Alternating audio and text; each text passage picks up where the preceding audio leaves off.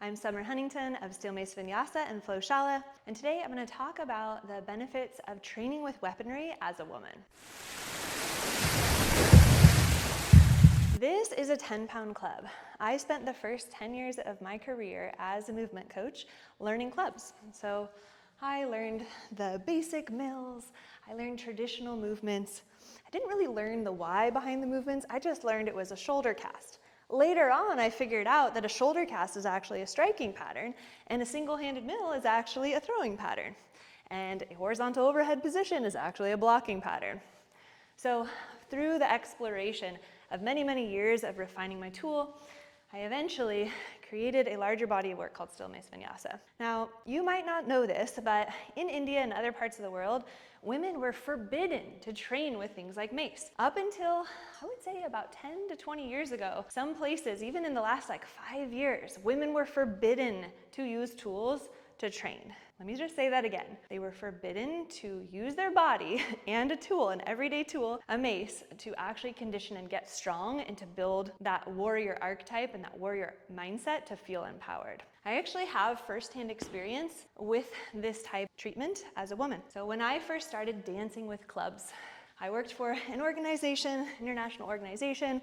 I was exploring dynamic planes, adding things like leg swings, adding things like 4 steps, drop swings, just really getting into my personal expression of the movement with clubs. And I actually had to step down as a head coach for an international organization.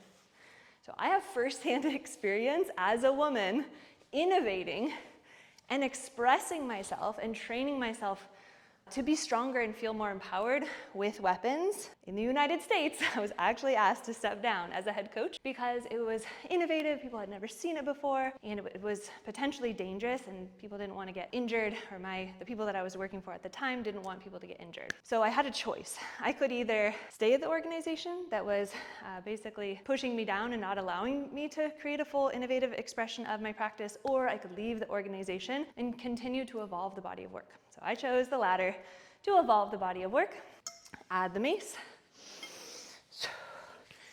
work on innovative freeform flow, continue to develop new unsafe exercises. By the way, all of the exercises I have explored seem pretty safe to me.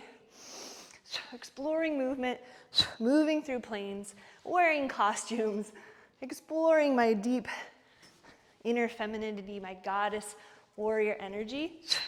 Because at the end of the day, we all have an ancestral knowledge of the tools. We know how to block, we know how to swing, we know how to strike. It's what our bodies were naturally wired to do. We were wired to strike, swing, strike, swing, throw, and block.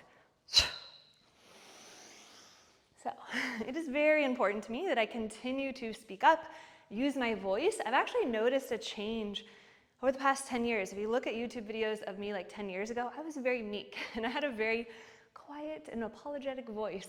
And through training with weapons, I learned how to project. My collarbones opened up. I got stronger. I stood up taller.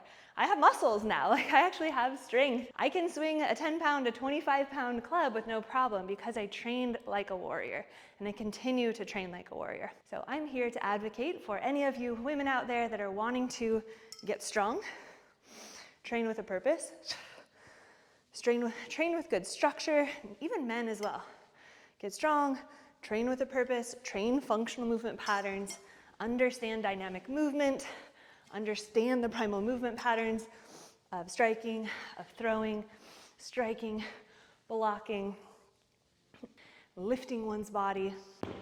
And it's through evolving the practice and innovating that you can really tap into new levels of flow state. And then when you take the load away, you've got more proprioception, you've got more spatial awareness, you can change directions quickly without injury. You can balance better. You can play your sport better. You can take care of your kids and pick up groceries and, garden better. All the things that we want to do as humans that require a bit of conditioning and a bit of kind of an unstable surface, unpredictable movement patterns. We want to have a training system that allows us to train in all degrees of freedom. So I hope you enjoyed that little backstory of why I think it's so important that women get to express themselves, train with weapons, and continue to just be autonomous and sovereign in their bodies.